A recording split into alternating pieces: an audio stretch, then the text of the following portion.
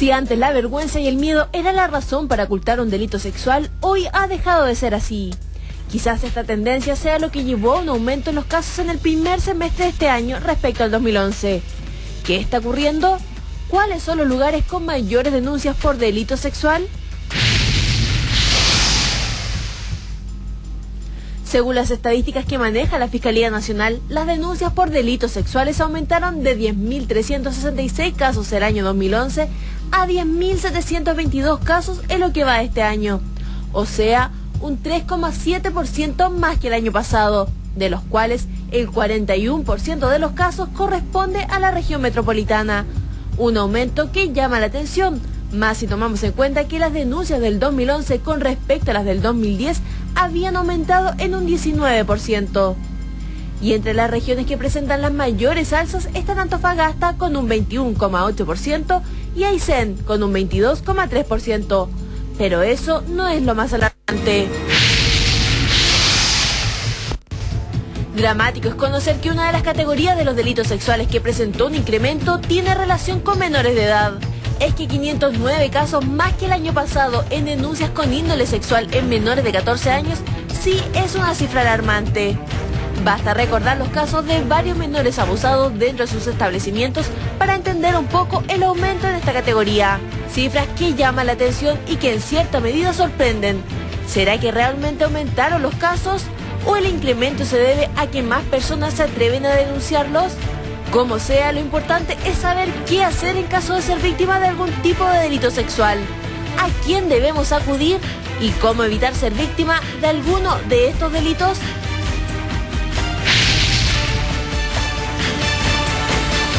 Así es, ya estamos con un experto. Él es el subcomisario de la PDI, Francisco Faccionelli. ¿Dije bien el apellido? Perfecto. Bienvenido, Francisco. Muchas gracias. Tú nos vas a ayudar a entender de qué manera podemos actuar si es que como mujeres o como hombres también somos víctimas de una persecución, si nos sentimos amenazados por alguien que de alguna manera sabemos, porque el sexto sentido, al menos de las mujeres, nos indica cuando algo anda mal.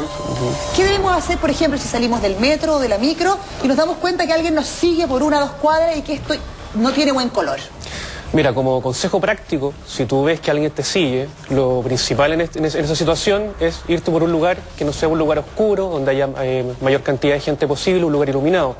Y ante la eventualidad de que tú veas que la persona te sigue, pese a esto, concurrir a alguna unidad policial para poder hacer una denuncia al respecto o esperar o llamar por teléfono, pedirle ayuda a alguna persona ya, que te pueda. Voy por la calle. Normalmente está iluminado, pero estos focos de repente se apagaron, ¿ya?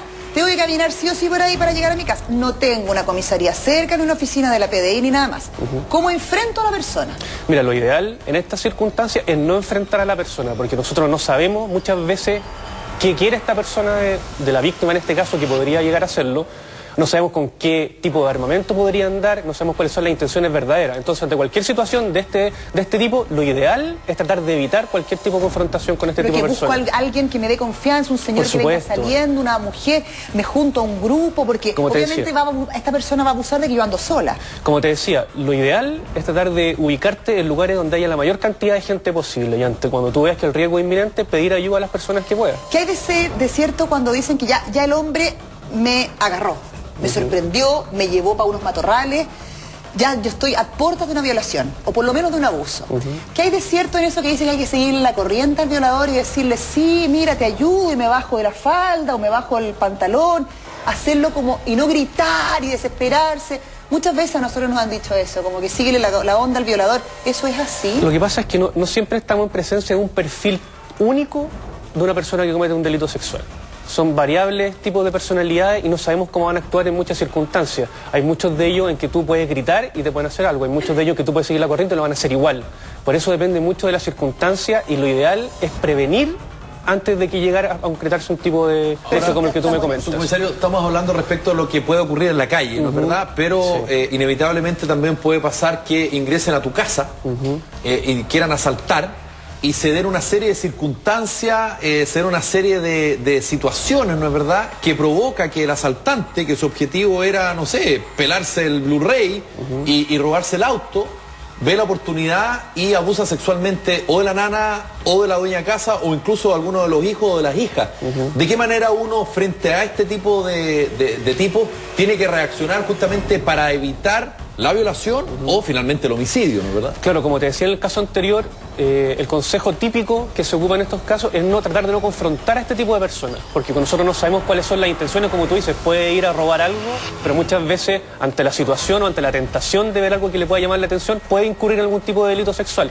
Pero como te digo, principalmente es tratar de no confrontar o no quizá sacarlo de sus casillas a esta persona para que pueda actuar incluso un poco más violento de lo que está haciendo. Y su buena, voy a ser súper gráfica en una pregunta que te quiero hacer, pero su buena patada en cierta parte, ¿no los anula?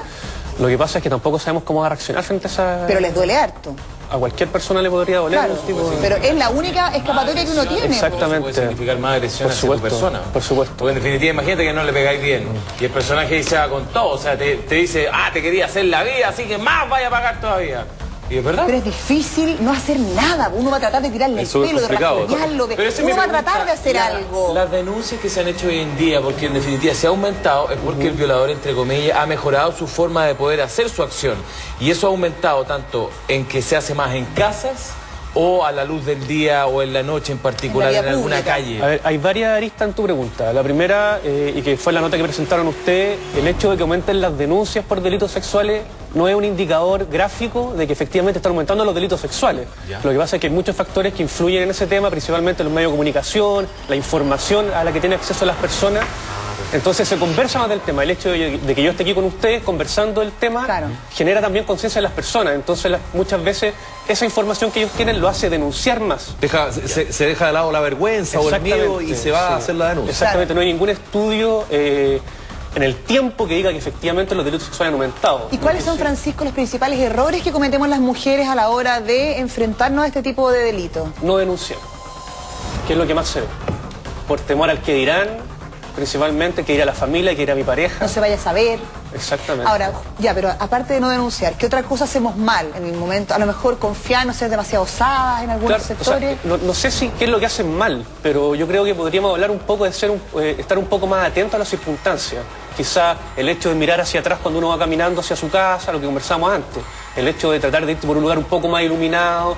El tema de poner quizá un poquito más de atención cuando tomas un taxi, fijarte en detalles, por ejemplo, la placa patente del taxi. No andar en la luna. Exactamente. Andar paviando. Exactamente. Y los lugares donde tú te sientas, tanto en un metro, en una micro, ¿cuáles son los lugares recomendables?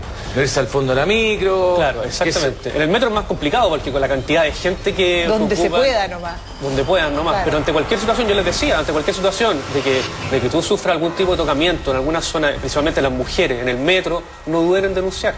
El hecho de denunciar, como yo le decía a Felipe también, es importante porque nosotros se nos generan más herramientas para poder investigar este tipo de hechos y las personas que cometen este tipo de delitos se ven un poco más frenadas. Pero la mujer que va a denunciar, perdona que sea así tan incisivo, pero ¿qué saca? Si en algún momento ponte tú y yo soy el violador y yo lo único que le hago a la Magdalena es hacer un par de tocaciones y no hay, qué sé yo, no hay una violación propiamente tal. ¿Qué saca con ella hacer eso?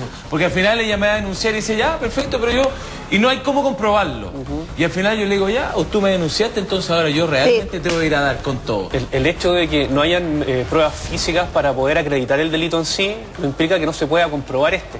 ¿A qué me refiero? Basta con la declaración de la víctima en este caso, o incluso si hay declaraciones de testigos para poder acreditar el hecho. Y lo que implica... ¿Cuál es la consecuencia de esto? Es que la persona, si lo hizo una vez, quizás no lo va a volver a hacer. Hay una trampa asociada, y te lo pregunto derechamente, si es que hay un perfil del violador o del abusador que va un poquito ligado a los asaltos en los restaurantes. Dicho de otra manera, cuando uno está en un restaurante muy pirulo y el tipo entra, el asaltante entra muy pirulo, en fin, con camisa blanca, con su corbata, para no llamar la atención. Si uno, por ejemplo, va caminando por una calle y ve un mendigo, te lo firmo, lo más probable es que cruces de vereda. Pero si ves un tipo normal, no vas a cruzar de vereda. ¿Eso también el perfil del violador y el abusador de alguna forma utiliza esa información para abusar justamente? Para el engaño. Por supuesto, mira, si bien como te dije en un principio, no hay un perfil único del abusador sexual, puede ser cualquiera. Y de hecho la mayoría de los casos, sobre el 80%, estamos hablando de que el abuso sexual se comete intrafamiliar. O sea, una persona conocida de la víctima a nivel familiar. Pero como tú dices, la persona que se viste de una manera distinta, que espera a su víctima en una calle, que toman las medidas del caso para no levantar sospechas. Estamos en presencia, más que de un abusador sexual, estamos en presencia de un psicópata sexual. Claro, porque incluso podría el tipo aprovechar la instancia de seducirla, decirle, hola, ¿cómo estás? Tú eres amiga de tal persona, yo te acompaño, en fin, ¿cómo...? Exacto. Y esas son las características, como te digo, del psicópata sexual. Que no solamente una persona que se viste bien, sino que arma una trama. Exacto, y que es una persona encantadora y que incluso manipula a las personas, Francisco, para poder lograr su objetivo. ¿Es posible andar con, que en algún minuto yo también lo ocupé, estos gases, pimienta o algún tipo de defensa para poder evitar este tipo de situaciones? Mira, la verdad es que es un tema complejo de andar con artefactos que pueden ocasionar algún tipo de... ¿Por qué? Porque muchas veces quizá esa misma herramienta que tú tienes para defenderte se puede ser ocupada en tu contra. Que te lo quite y te lo... Exactamente. Nosotros no sabemos la fuerza que puede tener la persona y puede ese mismo elemento ocuparlo en tu contra. Claro. ¿Qué pasa si con... Vuelvo a insistir. ¿Qué pasa si con estas descargas eléctricas ya? Como yo soy la Magdalena, en este caso yo me estoy defendiendo, o a mí ella me tira un 220. ¡Ay! Quedo pero tirado en el piso. Y después yo voy a denunciar de que ella es una persona loca que me andaba molestando hace mucho rato y que en definitiva viene y de la nada me tira 220 volts. O sea, ¿puede darse vuelta la tortilla? O sea, podría llegar a hacerlo, pero como te digo, es difícil. Si lo que pasa es que muchas veces, ¿cuál sería la...? Te lo pregunto para que la mujer en definitiva saque, si lo va a usar, lo saque con propiedad y le deje caer por lo menos 10 minutos. O sea, que si lo tiene que lo use, claro. O sea, todo se acredita a través de una investigación. O sea, no es tan simple decir de que en este caso el victimario que se transforma en víctima diga, no, ella efectivamente lo hizo porque iba caminando por la calle y sin mediar ningún motivo lo hizo. Claro. Eso se investiga y de hecho están los estamentos que investigan este tipo de delitos para poder acreditar efectivamente si fueran así como se dijo. Perfecto. Sé que hay una edad propiamente tal de los abusadores, que son como, hay una edad estándar. ¿Entre qué edad y qué edad son más o menos la mayoría de los violadores? Mira, ese también es un dato que es como un mito respecto al tema de los abusadores sexuales. Como te dije también nuevamente, no hay un perfil único de abusador sexual, así como tampoco hay una edad o un rango de edad donde podríamos decir, no, se da entre esta y esta edad. No, cualquier persona puede convertirse en un abusador sexual. ¿Puede ser que tu mejor amigo pueda llegar a ser tu violador? Por supuesto. Perfecto, o sea, en este caso de adolescentes que hoy día se encuentran entre los 15 y 18 años, que en definitiva por una cosa, no, tranquila, si no te va a pasar nada, y, pero es que igual te quiero, pero no estoy segura, le da y ahí al final la niña... Exactamente, y hay muchos casos, y en esos casos, como tú dices, muchas veces no se denuncia. ¿Por qué? Porque hay un vínculo, porque hay un grado de afecto hacia esta persona, entonces la persona no denuncia. Francisco Facchionelli de la PDI, subcomisario, nos acompañó esta mañana para aclarar algunos temas con respecto a las denuncias sexuales que han aumentado, para prevenirnos y de alguna manera tratar de bajar esos niveles, ya sea porque la gente se está atreviendo a denunciar más o porque efectivamente hay más impunidad. Lo importante es que uno esté más preparado siempre. Muchas gracias, Francisco. Gracias. Que te vaya muy bien.